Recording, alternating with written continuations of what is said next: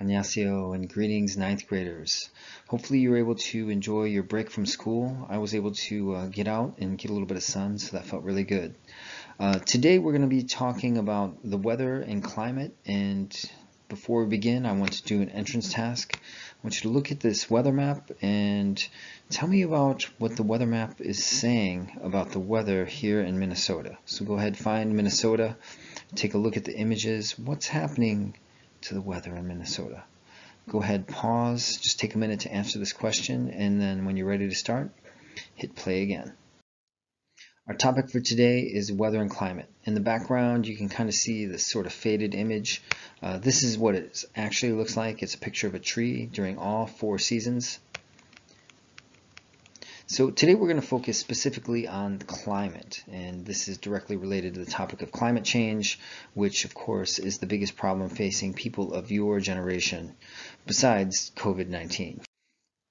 Okay, so our objectives for today is I want you to be able to understand what different types of climates are. I want you to understand what climate is, and I want you to understand the different types of climate. Language objective is to be able to explain the difference between climate and weather. So let's take a look at our keywords for today. Of course, weather is one of our keywords, climate the other. Rain shadow, we'll talk a little bit more about this on one of the future slides. Taiga, I think that's how it's pronounced.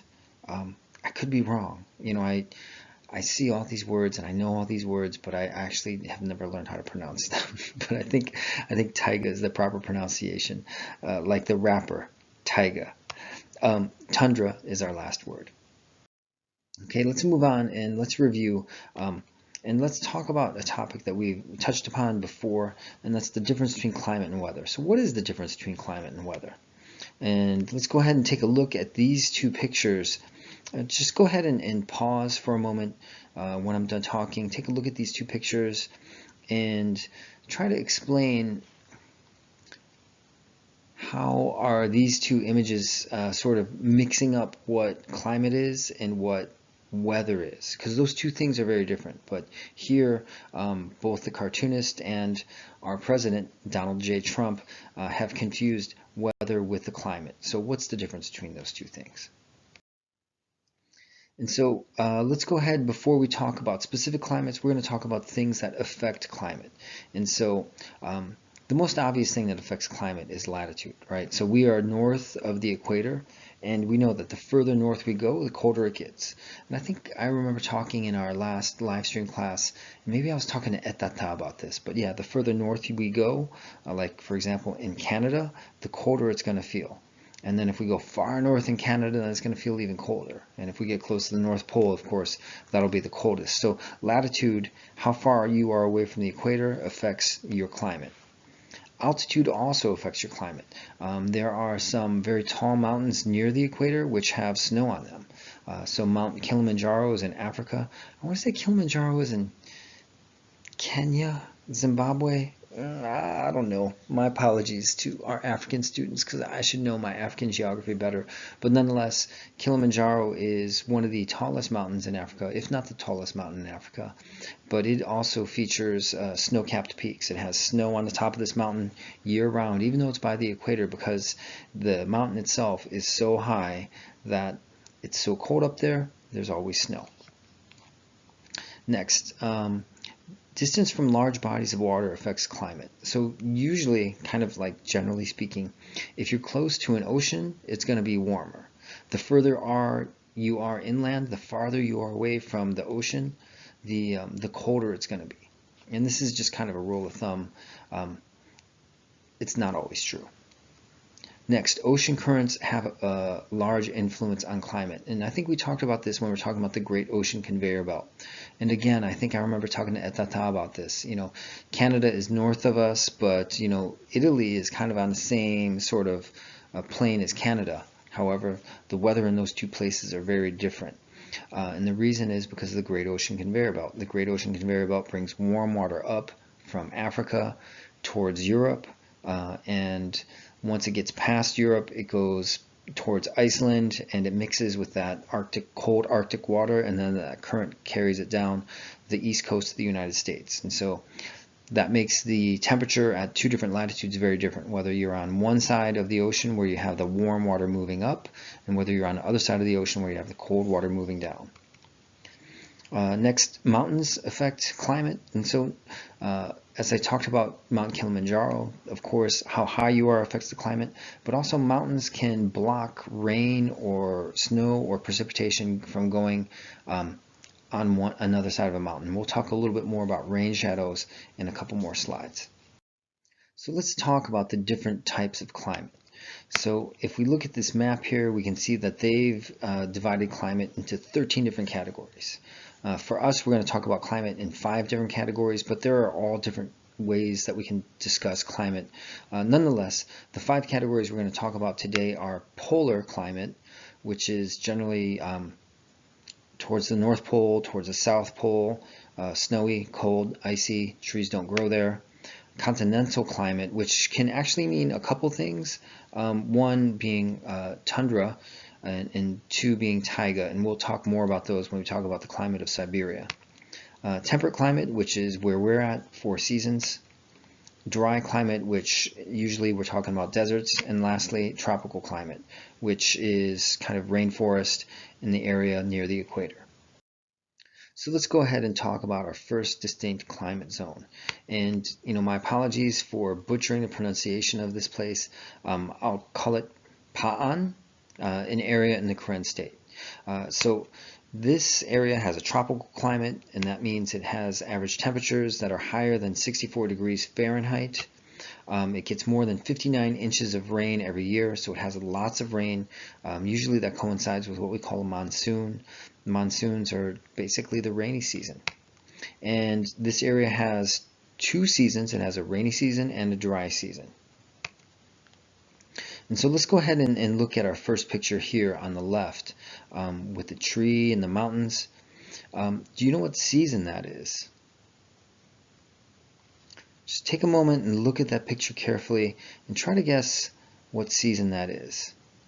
Many of you might be confused because everything looks green. You'd say, hey, that's it's probably, I can't tell, it's probably rainy season because stuff is green. But if you look closely, we can see the tree does not have any leaves, and I think that's one indicator that it's dry season.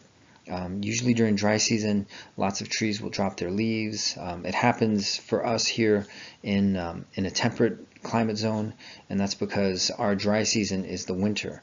In other areas, in tropical areas, sometimes during dry seasons, trees will also drop their leaves. The picture on the right, we can see these Buddhist statues are kind of flooded, and that's because it's the rainy season, it's the monsoon season. Okay, let's talk about weather and climate in Pyongyang, North Korea. And so this area has a temperate climate. That means we've got hot summers. In here we have a picture of summer in Pyongyang. I spent about 2 weeks in Pyongyang during the summer, and it's pretty similar to like Minnesota or Seoul. It's hot. It's really sweaty, very humid. There's a lot of moisture in the air. And as you're walking around, you can see people like with sweat sort of beating up and dripping off their faces. The winters are very cold in Pyongyang. I haven't experienced a winter in Pyongyang, but they get a lot of snow. Here's a picture of some kids having a snowball fight outside, just like kids do. And Pyongyang has 4 different distinct seasons, which means it has, spring, summer, fall, winter. This is a picture of fall in Pyongyang, and usually in Korea, or actually in the south at least, fall is one of the more beautiful times of the year. They also have springtime as well. This is a picture of, not of spring, but of the monsoon rains that come, because there's also a rainy season in Korea as well. And so I guess maybe you'd say that Korea has 5 distinct seasons. It has spring, summer, fall, winter, and then there's also the rainy season. The rainy season in Korea is usually the whole month of July. Basically, it rains from the end of June until the beginning of August. Let's move on to the climate of the Tibetan Plateau. And I wanted to talk about this area because it is a dry climate. I don't know if you'd necessarily call it desert, but there's just very limited rainfall in the Tibetan Plateau. And that's because, if you remember, the Tibetan Plateau was made when the Indian plate crashed into the Eurasian plate. And so those two plates crashed into each other. They created a giant mountain range called the Himalayas. And all this moist air is moving from the Indian Ocean towards the continent of Asia. But once it gets to the Himalaya mountains, those mountains are so high and so cold that these clouds get pushed up into this high cold area, and they end up depositing, they end up dropping, losing all their moisture as they go across the mountains. And so on the other side of the mountain, you get a lot of clouds that are depleted, that don't hold enough moisture to create any kind of precipitation, any kind of rain or snow. And so there's rain on one side of the mountain, India, but no rain on the other side of the mountain, the Tibetan Plateau. And we can see this very clearly in this image of the mountains. And this is a satellite image taken from space. And if we look, we see like kind of this green band, and that's where all of the rain and precipitation is being deposited on the mountains. And then we can see the white, which would be like the tops of the mountains, and somewhere in there is Mount Everest. And on the other side, we can see this sort of kind of dry brownish area, which would be the dry climate of the Tibetan Plateau. And here's another picture of the Tibetan Plateau. You can see it's just kind of vast, dry grasslands. And in the distance, we can see the mountaintops of the Himalayan mountains.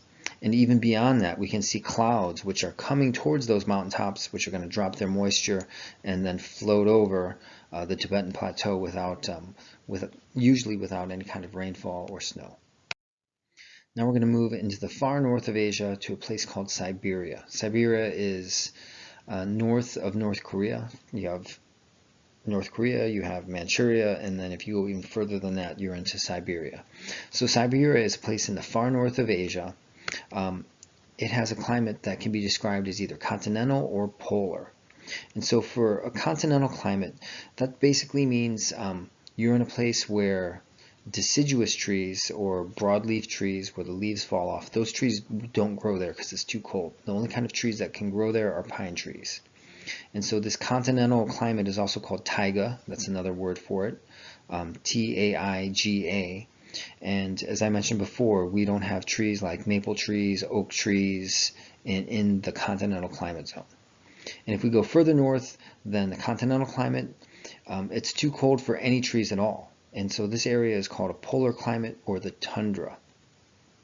So one distinct feature of a polar climate is not only does it have a tundra, but even though it's summertime in this picture and the grass is green, if you dig deep enough beneath that grass, eventually you're going to get hit ice, and that's called the permafrost. And so in polar environments in the tundra, there's always a layer of frozen ground that never gets warm enough to melt, even during the summer, even when the sun is shining 24 hours in and around the North Pole. That area is still frozen. I want to say it's maybe 2 or 3 feet below the ground in the polar climate.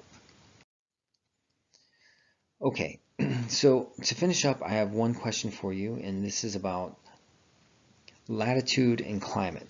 So on one hand, we have Seoul, Korea, which is located very close to the 38th parallel, so 38 degrees north of the equator. And then we have Athens, Greece, which actually is a little bit further north than Seoul. It's at 39 degrees north of the equator. So these two areas have two very different climates, and my question is why? Why would their climates be different? And here is a picture of Athens, Greece during the winter. You can see like there's still lots of green trees, kind of sunny skies.